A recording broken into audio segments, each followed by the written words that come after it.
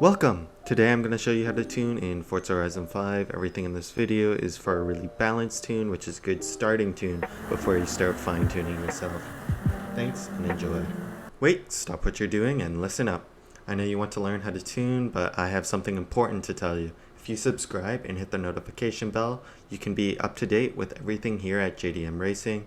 With more cars being added throughout Forza's life cycle, you can always stay up to date with the latest and fastest build from us.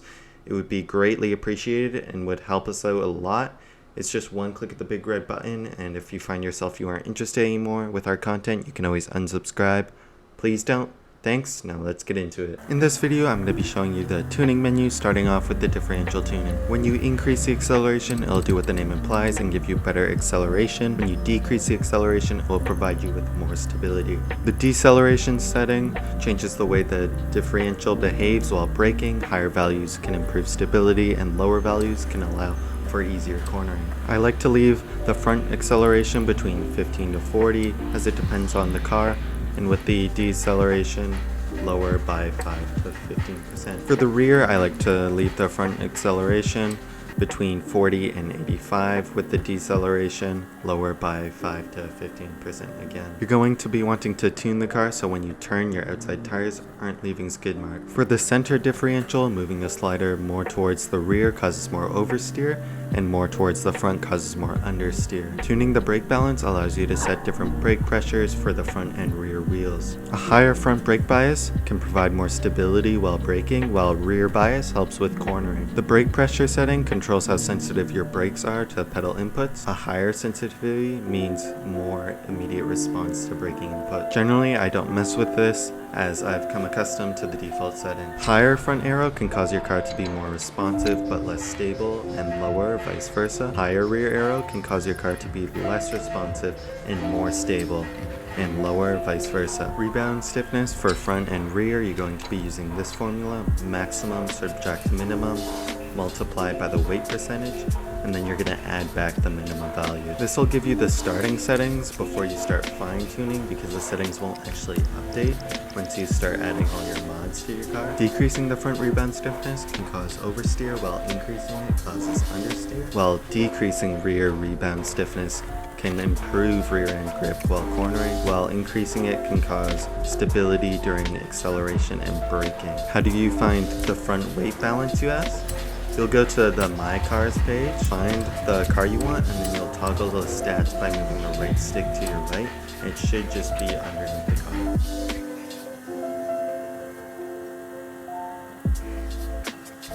For bump stiffness, you'll multiply the rebound stiffness by 0.6 because you'll want around 60% of your rebound stiffness. 60% is a good starting off point for balance, for predictable handling, as well as comfort and performance. You may need to change this value for personal preference, but like I said earlier, 60% is a good starting off point. For springs, you'll do as we did before with the rebound stiffness and use the formula provided. Softening the front springs can help with understeer during low speeds, while stiffer front springs help with better high-speed corners. Increasing the stiffness of the rear springs can cause better stability, but may reduce traction and vice versa. For ride height, lowering the ride height typically improves a car's handling by reducing body roll during cornering. This can make the car feel more responsive and stable. Lowering the ride height also lowers the car's center of gravity. This can enhance stability. Ride height adjustments can affect the distribution of weight on each tire, which can impact traction and grip. Lowering the ride height can potentially increase traction and grip, especially in rear-wheel drive cars, but higher ride height can improve top speed as well as helping in slow speed corners, with lower ride height helping with better launch and high-speed corners. For anti-roll bars, again, you'll want to use the formula provided beforehand, but softening increases oversteer while stiffening increases understeer. If you want to reduce understeer, you can stiffen the rear anti-roll bars. If you want more oversteer or better grip, you can make them softer. Now moving on to camber. Negative camber can improve grip during cornering as it increases the contact patch of the tire on the road. when the car leans into the turn, which helps at higher speeds. It can make the vehicle feel more stable and responsive during aggressive turns. I usually set my front camber to 1 and my rear camber to 0.5, as I find in most cases this to be the best on most roads. Try adjusting the camber so when taking a corner you're getting the inside tire's camber to reach 0 degrees. If you're having trouble finding that, you'll actually have to map it to your controller. If you have a keyboard on you, you'll just press the T key.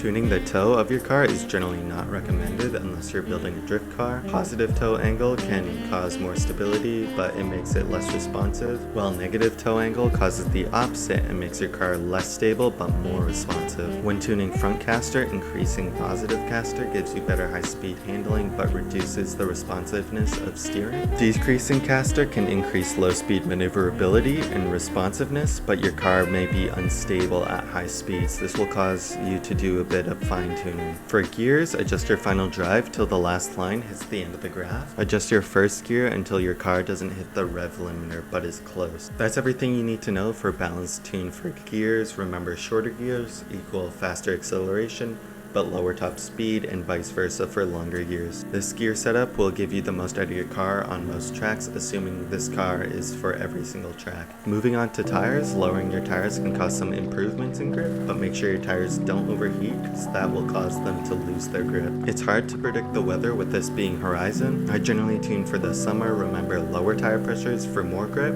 but make the car less responsive, and a higher tire pressure for more responsiveness and less grip. Now you've mastered the basics of the tuning window for Forza Horizon 5. I'll be making a video for Motorsport when I have the chance and how tuning differentiates between the two games, so make sure you subscribe and turn on the noti bell to get updated. This has been JD Emerson.